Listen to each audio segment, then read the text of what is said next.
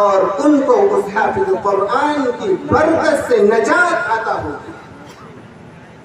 اس لیے مسلمانوں، ضرورت اس بات کی ہے کہ ہم قرآن کریم کو سمجھیں اور حافظ قرآن کی عزت کریں، اور قرآن کریم کے اندر جو احکامات ہیں، ہم کو جو حکم دیا جا رہا ہے، قرآن کریم جس مقصد کے لیے نازل ہوا ہے اس مقصد کو سمجھیں اور اس مقصد کے مطابق اپنی زندگی کو گزاریں۔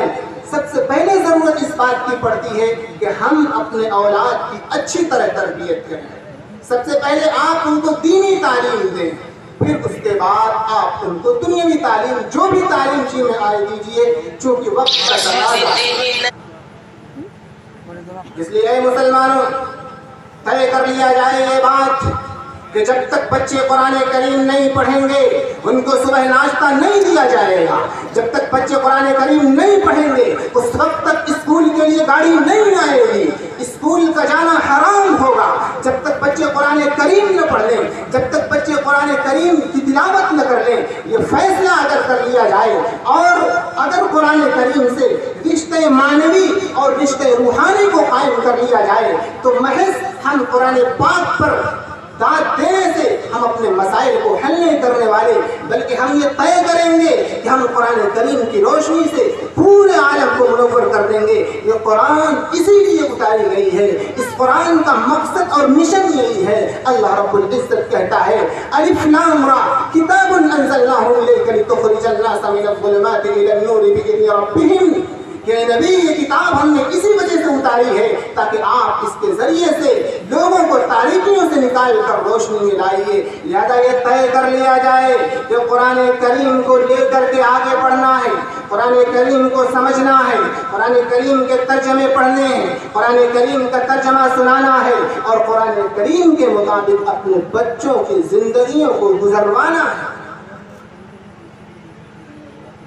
قرآن کریم اور اسی طریقے سے دینی علوم سب سے پہلے ان کے والدین پر واجب ہوتے ہیں کہ وہ اپنے والدین کو اچھی تربیت دیں اور دینی تعلیم دیں۔ حضور اکرم صلی اللہ علیہ وسلم نے فرمایا کہ کسی باپ نے اپنی اولاد کو عمدہ تعلیم اور تربیت سے بہتر کوئی ہدیہ، کوئی تحفہ، کوئی گفٹ اور کوئی انعام نہیں دیا۔ آج ہم اپنے اولاد کی دینی تربیت کے تعلق سے مجرمانہ غفلت کا شکار ہیں۔ اولاد نماز نہ پڑھے ہمیں کوئی پرواہ نہیں، اولاد دین نہ جانے ہمیں کوئی پرواہ نہیں۔ ہم سیکھتے ہیں وضو کو توڑنے والی چیزیں، ہم سیکھتے ہیں نماز کو توڑ دینے والی چیزیں۔ کیا کبھی ہم اور آپ نے اس بات کو سیکھا؟ کیا کبھی ہم اور آپ نے اس بات کی طرف توجہ کی کہ ایمان کو توڑ دینے والی اور ایمان کے قلعے سے باہر نکال دینے والی چیز کیا ہے؟ مجرم ہم ہیں، ہم نے اپنے اولاد کی دینی تربیت نہیں۔ سوشل سائنس کے ٹیچر کے لیے اور اسکولوں کے لیے اور کالجوں کے لیے اور انگلش پڑھانے والے کے لیے اور میتھ پڑھانے والے کے لیے اور انگلش لٹریچر پڑھانے والے کے لیے موٹی موٹی فیسیں ہیں ہمارے پاس، لیکن قرآن پڑھانے والے کے لیے، دین پڑھانے والے کے لیے، اسلامی عقیدہ بتانے والے کے لیے ہمارے پاس پیسے نہیں۔ ہم کلاش ہو گئے، ہم مفلس ہو گئے، ہم دیوالیہ ہو گئے۔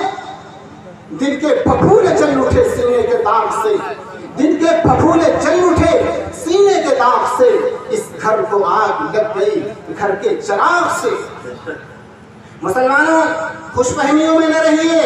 یہ اولاد جن کے ساتھ آپ مجرمانہ غفلت برت رہے ہیں، کل قیامت کے دن رب العالمین کے دربار میں صاف طور پر یہ کہہ دے گی کہ ربنا انا اطعنا سادتنا وکبراءنا فاضلونا السبیل، کہ اے ہمارے پروردگار، ہم نے اپنے ان بڑوں کی بات مانی تھی، اے اللہ ہمارے ماں نے، ہمارے باپ نے ہمیں دین نہیں سکھایا تھا، ہمیں معلوم بھی نہیں تھا کہ نماز کیا ہے، روزہ کیا ہے، اسلام کے بنیادی عقائد کیا ہے، چنانچہ انہوں نے ہم کو سیدھے راستے سے گمراہ کر دیا تھا۔ ربنا آتہم ضعفین من العذاب، اے اللہ تو ان کو دوگنا عذاب میں مبتلا کر اور ان کے اوپر بڑی لعنت بھیج، کیونکہ دنیا میں انہوں نے ہم کو گمراہ کیا تھا۔ میرے بھائیوں ذرا سوچو تو صحیح، ذرا سوچو تو صحیح کہ کل قیامت کے دن ہم اپنے پروردگار کو کیا منہ دکھائیں۔ عزیز ساتھیوں، اللہ رب العزت قرآن حکیم کے اندر فرماتا ہے یا ایھا الناس قوا انفسکم واہلیکم نارا، کہ ایمان والو اپنے آپ کو اور اپنی آل و اولاد کو اس جہنم کی آگ سے بچاؤ جس کا ایندھن لوگ اور پتھر ہوں۔ اس لیے یاد رکھنا، صرف نماز پڑھ لینا، نمازی بن جانا عبادت کے لیے اور اسی طریقے سے نجات کے لیے کافی نہیں ہوا کرتا، بلکہ اپنے اولاد کی دینی تربیت کر کے ان کو سیدھے راستے پر لانا نجات کے لیے ضروری ہوتا ہے۔ آج ہم اپنی اولاد کی دینی تربیت کے تعلق سے کس قدر کوتاہی میں مبتلا ہیں۔ آج دیکھ لیجیے ہماری اولاد کے ایمان کو چھیننے کی ہر طریقے سے کوشش ہو رہی ہے، موبائلوں کے ذریعے، سوشل میڈیا کے ذریعے اور اسی طریقے سے گیمز کے ذریعے، تصویروں کے ذریعے، پینٹنگ کے ذریعے آج ہماری اولاد کے ایمانوں کو چھینا جا رہا ہے۔ اس لیے ہم اپنی اس ذمہ داری کو محسوس کریں اور یہ تہیہ کر کے یہاں سے اٹھیں کہ انشاءاللہ العزیز ہم بھی، ہماری اولادیں بھی اور ہماری نسلیں بھی دین اسلام پر پوری مضبوطی کے ساتھ قائم رہیں گی، اور ہم اپنے اولاد کی دینی تربیت کے تعلق سے کوئی بھی کمی اور کوئی بھی سستی اور کوئی بھی لاپرواہی بالکل بھی نہیں برتیں۔ اور اس سلسلے میں نمبر 1 نرمی کو اختیار کریں۔ سختی کا زمانہ چلا گیا، آپ اپنے بچوں کو اور اپنی بچیوں کو ان سے اچھی طرح باتیں کریں، نرمی سے باتیں کریں۔ فرمایا گیا ان الرفق لا يكون في شيء الا زانه ولا ينزع من شيء الا شانه، کہ نرمی جس چیز کے اندر بھی ہوتی ہے اسے اچھا کر دیتی ہے، اسے خوشنما اور خوشمندر بنا دیا کرتی ہے، اور جس چیز سے نرمی نکال لی جاتی ہے تو اسے بدہیئت، بدنما بنا دیا کرتی ہے۔ عزیز ساتھیوں، یہ بچے ہمارا مستقبل ہیں، یہ بچے ہماری قوم کا سر اور فخر ہیں، ان پر توجہ دینے کی ضرورت ہے، ان کی دینی تربیت کرنے کی ضرورت ہے۔ آپ کس طریقے سے ان کی تربیت کریں گے تو قرآن سے سیکھیے۔ ایک نبی اپنے اولاد کی تربیت کس طریقے سے کر رہے ہیں، فرمایا یا بنیا، اے میرے بیٹے، یہ نہیں کہا یا ولدی، یہ بھی نہیں کہا یا ابنی، بلکہ کیا فرمایا یا بنیا۔ حضرات علماء کرام یہاں تشریف فرما ہے، وہ جانتے ہیں کہ یا بنیا کیا مطلب ہوتا ہے۔ پیار کے ساتھ، شفقت کے ساتھ، محبت کے ساتھ، اپنائیت کے ساتھ، رأفت کے ساتھ، نرمی کے ساتھ، یا بنیا، اے میرے بچے، اے میرے پیارے سے لڑکے، اے میرے لال۔ لہذا صاف طور پر یہ پتہ چلتا ہے کہ بچوں کی تربیت لٹمار انداز میں نہ کی جائے، جھوٹا مار انداز میں نہ کی جائے، بلکہ ان کی تربیت انتہائی نرمی کے ساتھ اور انتہائی شفقت کے ساتھ، انتہائی محبت کے ساتھ۔ لہذا پہلی چیز اولاد کی تربیت کے تعلق سے کہ نرمی کو اختیار کریں۔ دوسری چیز، آپ ان کے لباس پر اور ان کے پہناوے پر خاصی توجہ دیں۔ تیسری چیز، آپ ان کے سونے اور جاگنے کا وقت متعین کریں۔ آپ کو معلوم ہونا چاہیے کہ میرا بیٹا کب آتا ہے گھر میں، ماں کو معلوم ہونا چاہیے کہ میری بیٹی کب آتی ہے گھر میں، اور رات میں موبائلوں پر کس کس سے بات ہوتی ہے اور واٹس ایپ کسے کسے بھیجا جاتا ہے۔ ورنہ یاد رکھیے مسلمانوں، فیملیاں تباہ ہوں گی، والدین کی عزتیں سرعام نیلام ہوں گی، دنیا کی کوئی طاقت روک نہیں پائے۔ اور چوتھی چیز، موبائلوں کے استعمال سے جس قدر ہو سکے اپنے بچوں کو بچائیے، دور رکھنے کی کوشش کیجیے۔ اہل ایمان کی صفت بیان کی گئی 18ویں پارے کے اندر، والذین هم عن اللغو معرضون، کہ ایمان والے لغویات سے اور غلط کاموں سے، لایانی کاموں سے پرہیز کرتے ہیں، اپنے دامن کو بچاتے ہیں۔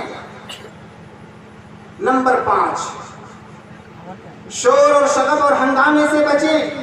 चिल्ला कर बात न करें, अपने औलाद से भी, अपने वालिदैन से भी, अपनी बीवी से भी, अपने बच्चों से भी। ये इन 5 चीजों पर अगर अमल किया जाए तो इंशाअल्लाहुल अज़ीज़ हमारे बच्चों की अच्छी तरबियत होगी और हमारे बच्चे आगे चल करके अपने कौम का नाम रोशन करेंगे। और आखिरी चीज जो मैं नौजवानों से अर्ज करूंगा कि मुल्क के मौजूदा हालात में बिल्कुल भी मायूस न हो, शिकस्ता दिल न हो। किसी की फतह और किसी की शिकस्त से कुछ नहीं हुआ करता। ये एक निज़ाम है, ये एक निज़ाम और ज़ाब्ता बनाया गया है कि मुस्लिम नौजवानों के आज़ाइम को और उनके हौसले को पस्ता कर दिया जाए। क्या आप महसूस नहीं करते कि मोमिन जी की वीडियो बना करके उसे पूरी दुनिया के अंदर, पूरे शहर के अंदर शेयर किया जाता है और हमारे नौजवान बच्चे भी उसे शेयर करने लगते हैं। यकीन कीजिए मुसलमानों कि कस्म फसादात से भी मुसलमानों का हौसला उतना नहीं टूटा करता जितना कि मॉब लिंचिंग और हुजूमी तशद्दुद के वाक़यात से टूटा करता है।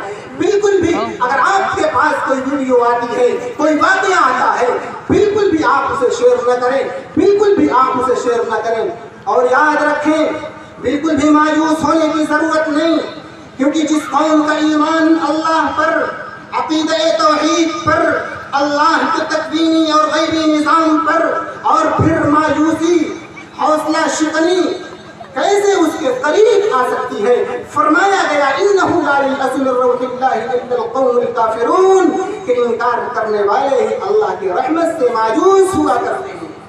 इसलिए नाउम्मीद होने की जरूरत नहीं है। नौजवान आए और अमली मैदान में, फील्ड वर्क में अपने वजूद को और अपने किरदार को साबित करें।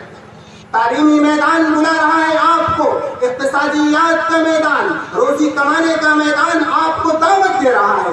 किसी भी पेशे को हकीर न समझिए और ये यकीन रखें कि छोटा आगाज हमेशा बड़े अंजाम तक पहुंचाया करता है। छोटी शुरुआत हमेशा बुलंद रुतबे तक पहुंचा दिया करती है। इसलिए बिल्कुल भी मायूस न हो।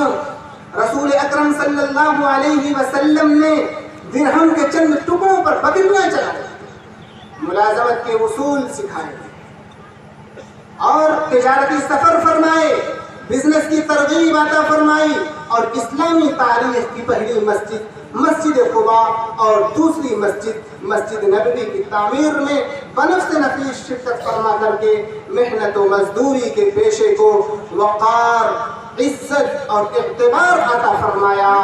मुझे ये डर है दिले जिंदा तू न मर जाए, मुझे ये डर है दिले जिंदा तू न मर जाए, कि जिंदगानी इबारत है तेरे जीने से। अल्लाह रब्बुल इज्जत इस इजलास को बेहद कबूल फरमाए और जो बातें कही गई हैं कुरान करीम के ताल्लुक से और इसी तरीके से तरबियत के ताल्लुक से या इसी तरीके से नौजवानों के ताल्लुक से, अल्लाह रब्बुल इज्जत मुकम्मल तौर से हम सबको इन पर अमल करने की तौफीक अता फरमाए। व आखिरु दावाना अनिल हम्दुलिल्लाहि रब्बिल आलमीन व सल्लल्लाहु तबारक व तआला अला खैरि खल्क़िही मुहम्मदिन व आलिही व अस्हाबिही अजमईन।